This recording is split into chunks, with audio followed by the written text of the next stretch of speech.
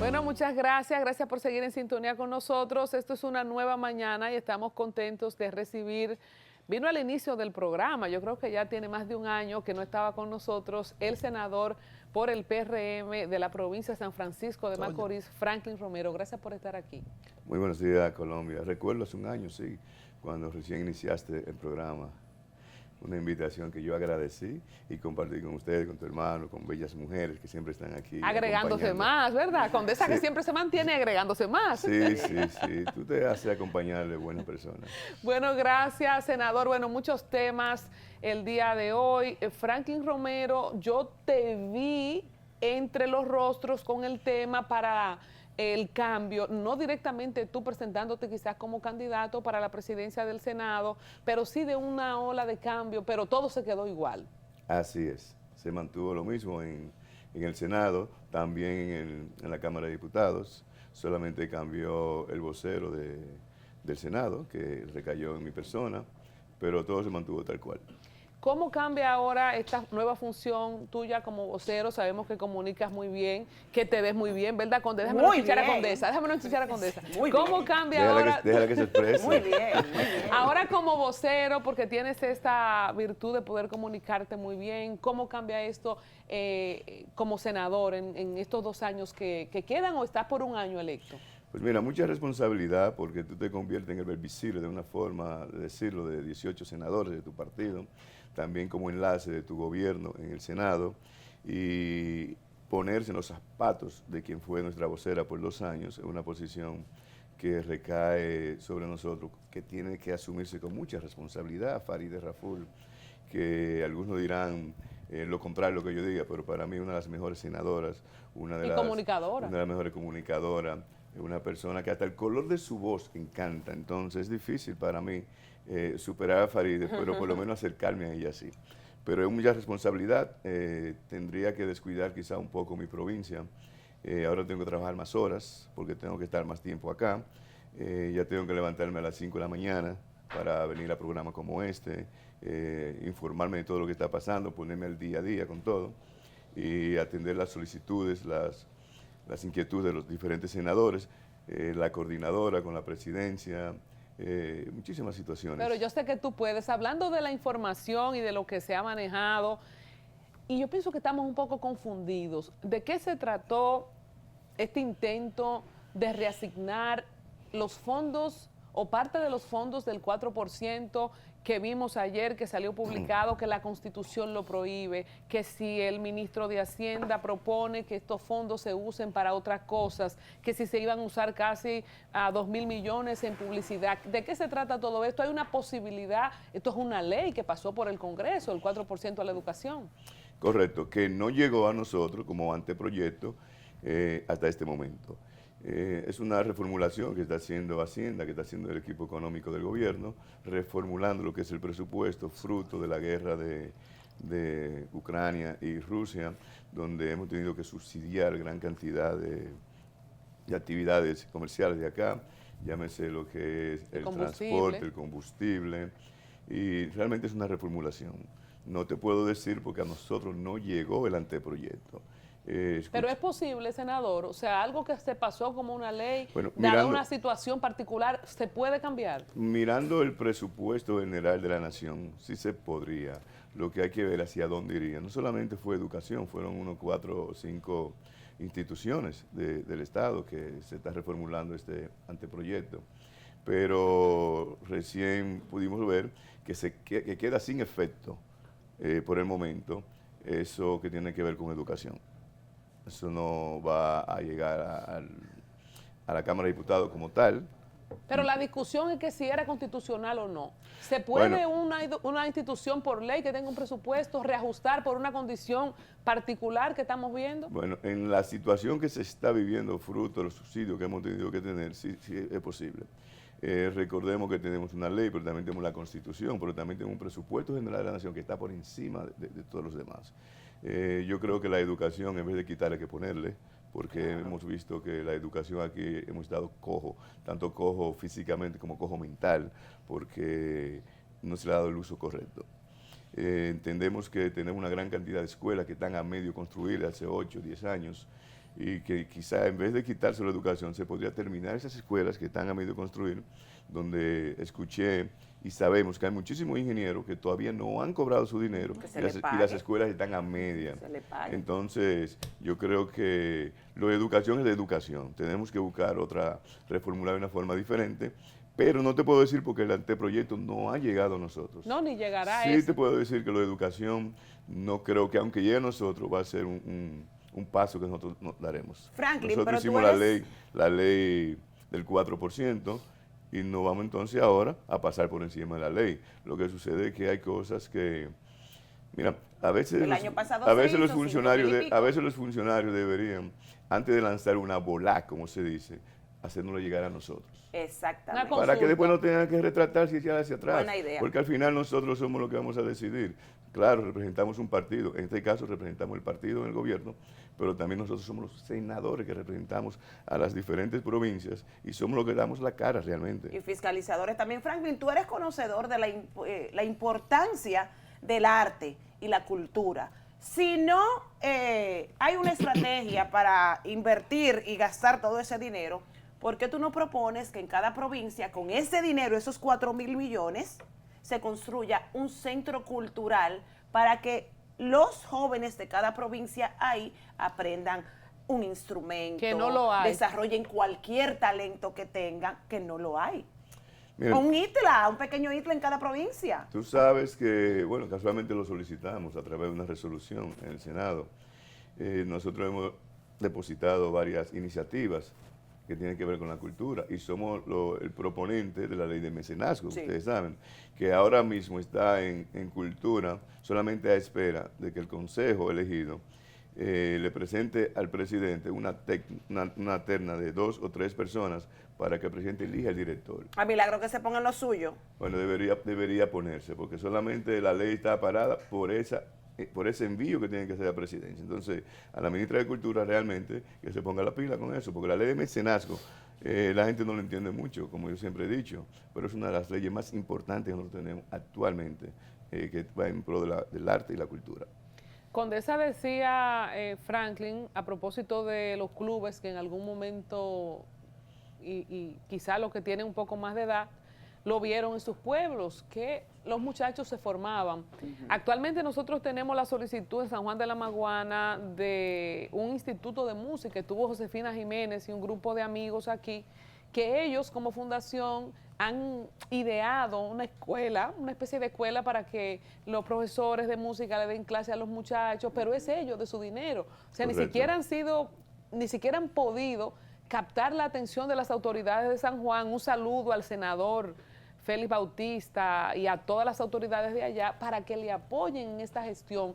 Está tan divorciado el tema de cultura y arte de educación, hablando de que no hay cómo gastar 4.000 millones.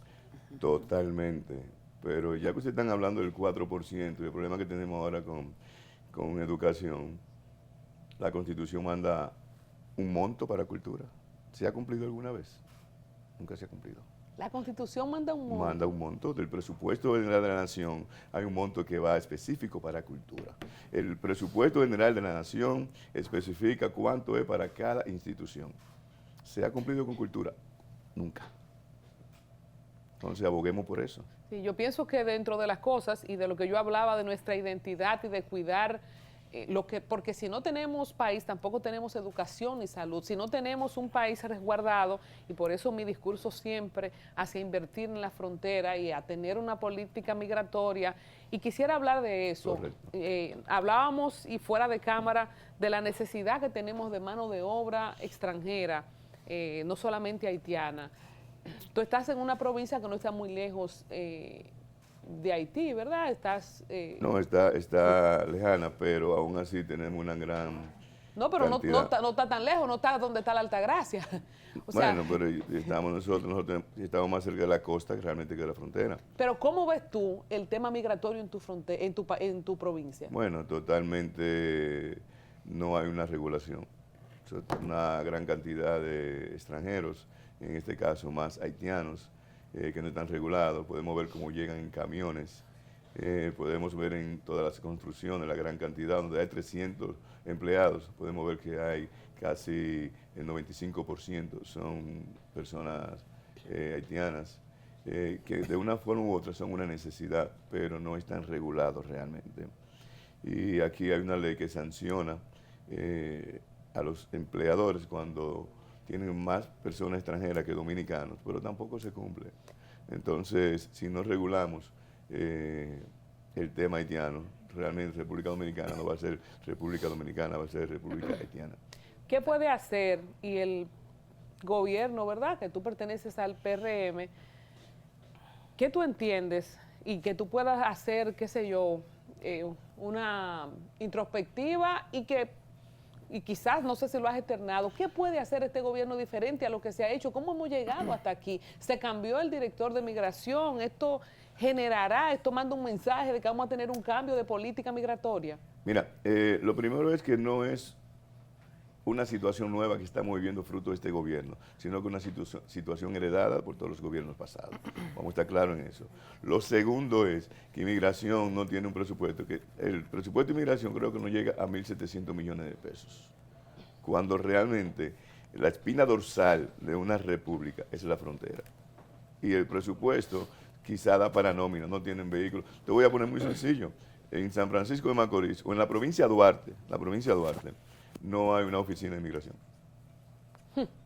No hay una oficina de inmigración. Los que trabajan en inmigración tienen que ir a reportarse a Santiago,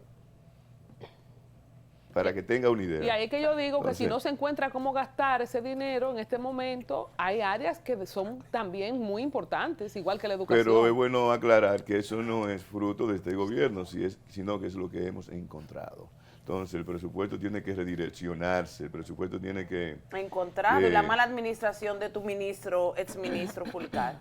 Muy mala administración. Y lo siento por Fulcar, que le tengo aprecio, pero... Quiere lo más. Senador, una pregunta. Usted menciona, que lo dijo detrás de cámara y ahora, que el tema de los extranjeros haitianos es una necesidad para nuestro país. Me imagino que usted se refiere a la parte de construcción. Mano de obra. Exacto, la mano de obra, que es donde ellos, como usted dijo, si no un 100%, un 98% son pues haitianos. ¿Eso usted considera que no sería posible o no sería viable que en algún momento sí puedan haber dominicanos que se hagan cargo de este trabajo y que tal vez pueda estar más proporcionada entre dominicanos y haitianos, o que tal vez se pueda cumplir ese porcentaje de extranjeros que usted menciona? ¿O no van a haber dominicanos que vayan a hacer ese trabajo y necesitamos a los haitianos para eso? El problema consistía primero en el salario, en lo poco que se pagaba a la mano de obra dominicana, pero que ya los haitianos están cobrando más que cualquier dominicano, fruto de la demanda que hay, eso es oferta y demanda. Un jornalero haitiano está ganando ahora hasta 1.000 pesos diarios. Antes empezaba a 300 pesos, que no lo pagaba a un dominicano. Entendemos nosotros que tiene que ver oferta y demanda. Los dominicanos deben retomar el campo, los dominicanos deben retomar lo que es la construcción.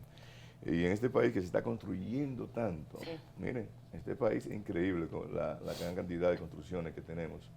Y yo creo que los dominicanos sí lo pueden hacer. Senador, pero decía yo que en la Duarte me sorprendió ver que tanto los dependientes de la tienda china, los que te atienden, como los que te entregan la mercancía, son todos haitianos. O sea, ya no solamente hablamos de la construcción, no solamente hablamos de la agricultura en trabajo pesado, están en la hotelería, pero si vamos a áreas turísticas, si vamos al Conde, el Conde está lleno de pintura haitiana. Todas las pinturas, tú puedes tener un 5% de maestros dominicanos. Miren, hay una cosa que tenemos que mirar también y tiene que ver con la educación. Los haitianos tienen algunos puntos que están por encima de nosotros en alguna cosa. Los haitianos, el que menos habla 2 idiomas. Sí. Y eso es muy importante y también tenemos que saberlo. Entonces, el dominicano tenemos también que inculcarlo, edificarlo, educarlo más al respecto, para que tenga más oportunidades. Pero República Dominicana es de dominicanos y dominicanas. Nosotros tenemos que defender eso y tenemos que seguir regulando. Y lo que tiene que ver con la frontera, tenemos que seguir controlando la frontera. Ya es momento de que regulemos esa invasión pacífica que tenemos de haitianos. Senador, estamos a 2 años, al inicio, tanto usted como el senador de Bonao y otros senadores manifestaban el tema de que los funcionarios no le atendían, las masas del PRM no estaban nombradas. Estamos en una posibilidad de reelección que el presidente tiene todo el derecho.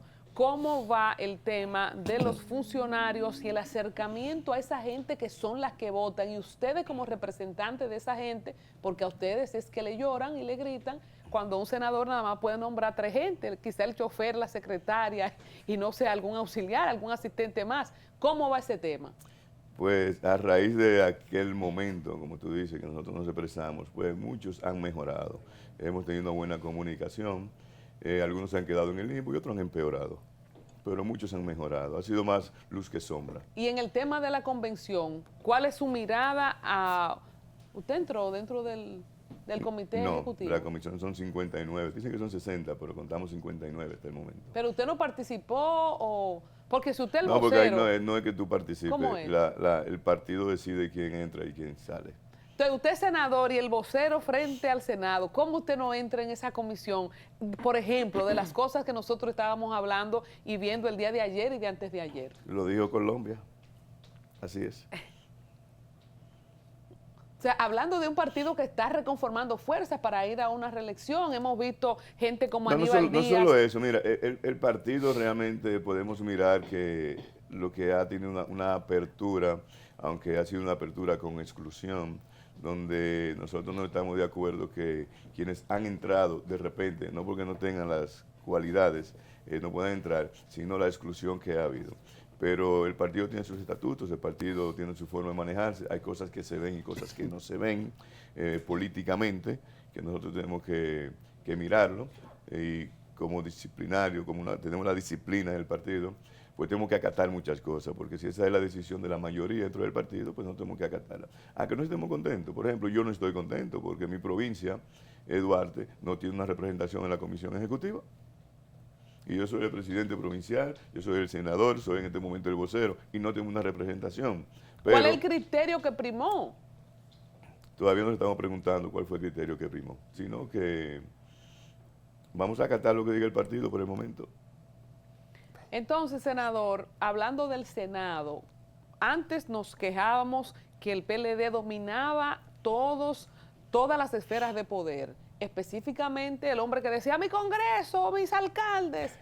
¿Qué hacer y cómo poder decir que el cambio ha llegado al Senado y que el Senado ahora no es un sello gomígrafo del Poder Ejecutivo, específicamente con el tema de los préstamos? Una de las cosas que calentó a su amiga Faride, la pasada vocera, es que antes era un gallito con el tema de los préstamos y ahora este gobierno, que criticó mucho los préstamos, ha tenido por la situación global y todo lo que podamos decir, que aprobar muchos préstamos. Y del cambio que se hablaba del presidente del Senado, en boca, por ejemplo, de Ginette Búrnigal, que estuvo con nosotros, es poder tener el primer poder del Estado, que es el poder legislativo, deslindado de lo que es una línea del poder ejecutivo. Mira, lo que respecta a Faride, nosotros fuimos diputados 4 años juntos. Y si hay una persona que yo admiro por la forma que es, cómo trabaja, Faride es una persona que trabaja 24/7, Faride no es que tiene un equipo preparándole sus trabajos, Faride es la que se faja ella a trabajar y es una de las personas con más conocimientos. Y Faride era la cara del Partido Revolucionario Moderno nosotros en la Cámara de Diputados. Fue la voz disidente en contra del gobierno, fue la voz disidente en contra de esos préstamos, y no era porque estaba en contra de los préstamos, porque ninguno de nosotros aprobamos préstamos. No fue Faride la única, porque no estábamos claros dónde iban esos préstamos, cuál era el uso que se estaba dando ese dinero. Y ahora llega al Senado como vocera, como la presidenta de la Comisión de Hacienda, y entonces ya tiene que enfrentar, y la ven como una incoherencia, la ven porque antes sí, antes no y ahora sí. Lo que sucede es que ahora sí sabemos dónde va el dinero, porque podemos presentar dónde va el dinero, y no es que yo no apruebo préstamos porque no quiero, no, había una razón de no aprobar los préstamos, y se está viendo ahí. Y como tú dices que era una fierita, una gatita que tú dices, Faride sí lo era y lo sigue siendo. Lo que sucede es que a Faride, de una forma u otra, el partido nuestro la sacrificó porque fue la cara de nosotros. Faride sigue siendo para mí una de las mejores senadoras y una de las personas con más capacidad para estar en ese Senado. ¿Usted cree que repite ella? Bueno, si no repite, el país pierde una gran senadora, te lo puedo decir. ¿Usted cree que su partido la va a apoyar para que repita o el alfil que están preparando del distrito va con mira a destronarla internamente? ¿Eso es lo que se dice? Bueno, te voy a decir, Farideh es una persona, una senadora que está muy fuerte, y si el partido o cualquiera se empeña en debilitar a los fuertes para fortalecer a los débiles, entonces sí vamos a tener problemas. En definitiva, estamos en septiembre, hablamos de reelección, hablamos de convención. ¿Cuál es la expectativa que usted tiene para que Luis Abinader pueda mantener la posición y el PRM retener el poder? Mira, definitivamente que la gestión de gobierno del compañero Luis Abinader ha sido una gestión impecable. Ha sido una persona coherente desde que estaba en campaña, donde prometió justicia independiente, Cámara de Cuentas independiente, Junta Central independiente, y se ha empeñado en eso. Ha hecho una gestión en medio de una situación que hemos vivido, fruto de la pandemia del COVID, luego entonces la invasión de Rusia a Ucrania, y ha sido y se ha demostrado que es un buen gerente. Con lo poco que hemos podido percibir, resolvimos el problema de la pandemia. Se la jugó de una forma que todos dudábamos cuando compró vacunas sin haber vacunas, y por eso pudimos salir hacia adelante. Salvó el año escolar también en medio de la pandemia. Y aún así, ha invertido más de 92 mil millones de pesos, más de 92 mil millones de pesos en subsidios para que el dominicano pueda tener una vida más digna. O sea que con lo poco que ha recibido de ingresos, ha resuelto mucho, resolvió los problemas y también se está construyendo bastante. Se está sacando el país hacia adelante. ¿Está unido monolíticamente el PRM en torno a la figura de Luis Abinader? Aunque escuchemos a Guido, Alburquerque, ¿usted siente el liderazgo, las masas apoyando para la reelección de Luis Abinader? Definitivamente, no hay un funcionario en el gobierno del PRM que esté mejor posicionado que el presidente Luis Abinader. Bueno, señores, ya ustedes ven por qué fue electo el vocero del PRM en el Senado, el senador Franklin Romero. Muy bien, un buen speaker. No cae en gancho. Muchas gracias, senador. Gracias por este tiempo con nosotros. Y ojalá que, ¿verdad?, la dirección y el presidente del PRM, José Ignacio Paliza, también pueda, con coherencia, ¿verdad?, cuando sea la próxima toma, no sé si en un año, cuando hagan de nuevo, tener una representación de la provincia Duarte en su comité ejecutivo, así como se ha dicho el día de hoy. Muchas gracias, senador. Muchísimas gracias a Colombia y a la condesa que no mire hacia atrás. Hasta mañana, señores. No, miren.